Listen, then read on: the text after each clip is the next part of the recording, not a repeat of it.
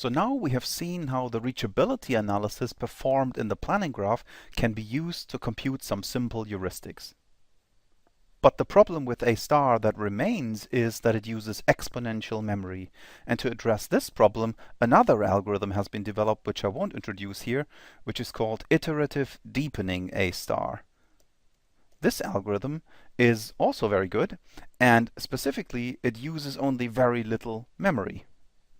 In fact, it uses so little memory that most of the computer's memory remains unused. And that led to the question, can't we do anything useful with this memory that aids our search? And the idea is to compute pattern databases in advance of our search that we can use to compute heuristics.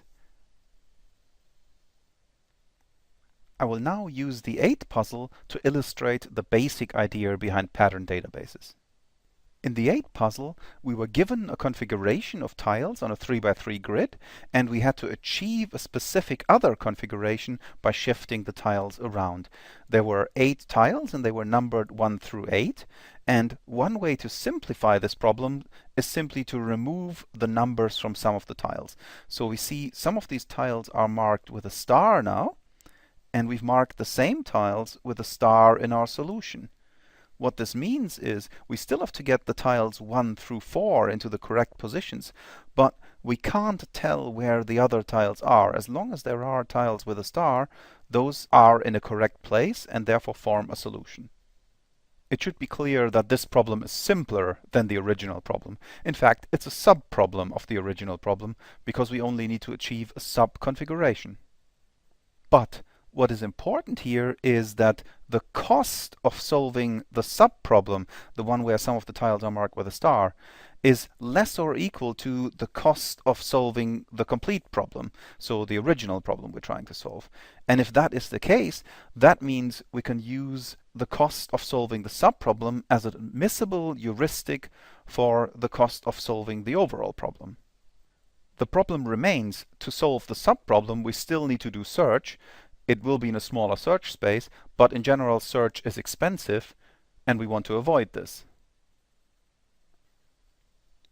And here is the idea that helps us avoid search during the computation of the heuristic. What we want to do is we want to pre-compute and store in a database all the solution costs for all possible sub-problems that we may encounter. Clearly, this will take up quite some memory, but that was the idea, that we want to make use of the memory that we have. Once we have got this database, computing the heuristic is simply a database lookup, so it should be possible in constant time, very fast. Then the only question that remains is how we can construct this database that we want to use as a heuristic. And the basic idea is that we search backwards in a breadth-first fashion from the goal state and record the costs of each of the states as we come across them. So because we search breadth first, we know that the first time we encounter a node, we encounter it at minimal depth, and we can just record the depth in our database as its heuristic value. Now, what we've done is shifted the search operation from the time when we need to compute the heuristic to before we try to solve a problem. But the search we're doing is now a breadth-first search, and that is a very expensive operation because we need to search the whole search space in this way, or generate the search space. The good news is we only need to compute this once. So we pre-compute our pattern database once, and then we can solve many problems with the same database. The next question then is, how do we choose the patterns that we want to record in our database? And the answer here is that we start from the available amount of memory that we have. So we take all the memory, we compute how much memory we will need for search, which may be very little, and the remainder is how much memory we have for our pattern database. And then we know that if our original search space had the size of S, then our new search space depends on how many tiles in the search space we mark with a star, and that is, let's say that's the number n. Then we can say that the new search space has the size of the old search space divided by n factorial, because all the permutations of the tiles marked with a star do not matter. So that's roughly the size of the table we'll generate. And for each element, we need to store the state plus a single number that gives us our heuristic value. Of course, there's no point in doing this for the 8 puzzle because the whole search space of the 8 puzzle already fits into memory. So we don't need to store a pattern database, we can store the database of all solutions. But for bigger versions of the same puzzle, for example, the 15 puzzle shown here, or even bigger, the 24 puzzle, this does make sense. So what we see here is an approach to choosing the patterns that we are looking for. And if we try to find a clever heuristic, what we want to do is exploit symmetry in the space. So if we define the pattern consisting of those tiles here, then we can also rotate the puzzle and use them here and here and here. So the same database can be used to compute different values for the heuristic. And we can simply take the maximum of all these because we must get all the tiles that match our patterns into the right positions. But you can easily see that the patterns that we're now checking are actually overlapping. And that's one of the reasons why we have to take the maximum of all the heuristic values here, because this pattern and the next count the same 4 tiles in the heuristic value.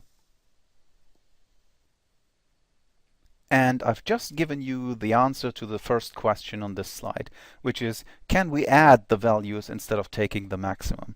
And the answer is no, because the patterns overlap, and that would be counting the same moves twice in computing the heuristic. But there is a way to avoid this problem. And the first step towards this solution is to choose the pattern in such a way that when we exploit the symmetry, we don't have overlapping patterns and we don't count the same tiles twice. And an approach for this, for the 24 puzzle, is shown here. You can see a pattern that we're choosing, these 6 tiles. And if we turn this pattern or the puzzle under it, then we get a different area of the puzzle that does not overlap with our original pattern. So that's half the solution. And the other half is when we record a value in our database, all we have to count is the non-star tile moves. So we only count the ones in the pattern and not the stars, because the stars would appear in other patterns as well, and we don't want to count them twice. If we do that, if we choose the patterns to exploit the symmetry non-overlapping and don't count the star tiles when we compute our heuristic, then we can actually add the different values to get an admissible heuristic out of our database. And this approach is called a disjoint pattern database because the patterns are disjoint and we can add the values of the heuristic. Unfortunately, it's not always possible to find disjoint pattern databases that work. One example where this hasn't been found yet is the Rubik's Cube. But where these heuristics exist, for example in the 24 puzzle, they seem to be the best heuristics around at present. Now we have seen how we can use pattern databases to generate heuristics for a specific problem. The question now is, can we generalize this approach to generate heuristics for arbitrary planning problems? Remember, planning problems are given to us as an initial state, a goal, and a set of operators. So it's very hard to see what a generic pattern could look like. But the key idea for generating pattern databases for the 8 puzzle or for generic planning problems is the same. We need to construct abstract problem spaces. For the 8 puzzle, we've abstracted away the names of some tiles. And for generic planning problems, we're going to do something similar. We're going to drop some of the detail from the problem description to create a more abstract problem. Then we're going to solve this more abstract problem, and the solution length for the solution to the more abstract problem is a heuristic for our original problem. So the most important question then is, how do we create this more abstract problem? And the answer is actually quite simple. What we do is we pick some of the proposition symbols that we have in our propositional planning problem. So these are some of the symbols that describe aspects of the state. and out of the complete set of state propositions that we have available, we pick some and drop them from the problem description. So we drop them from the goals, from the initial state, and from the preconditions and effects of all the operators. And this gives us a more abstract problem. This is really all there is to our new abstract problem space. We drop state propositions from the problem description. Now, the question that remains is, which state proposition symbols should we drop from our problem description? And the way we do this determines the quality of our heuristic. And one way to do this works as follows. We divide the set of all state propositions that we have into mutually exclusive and therefore disjoint groups G1 through Gk. So in each group, we find symbols that are mutually exclusive, meaning they can't be true in the same state. So in our dog worker robot example, the symbols R1 and R2, the robot is at location 1 and at location 2, are mutually exclusive and therefore could be in the same group. Now, we may have quite a lot of groups, which means our abstract problem spaces may be too abstract. They may be trivial to solve, and the heuristic information that reveals is almost nothing. So what we do is we divide this into just two sets of symbols, namely those that are in even-numbered groups and those that are in odd-numbered groups. That effectively gives us two abstract problem spaces. So what we do is simply modify the goal by taking on the one hand the goals from the even groups and on the other the goals from the odd groups. And similarly for the operators, we intersect their preconditions and effects with the corresponding groups.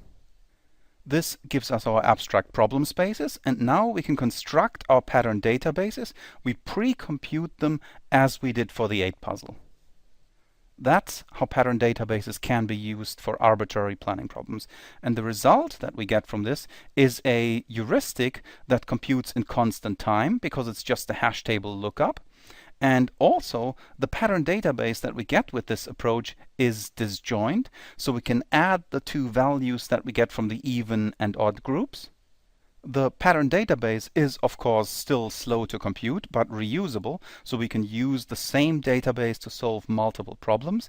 But again, the reusability of this database is quite limited, because we cannot change the goal or, for example, increase the number of containers that we have in our dog worker robot domain. For that, we would have to generate a new pattern database.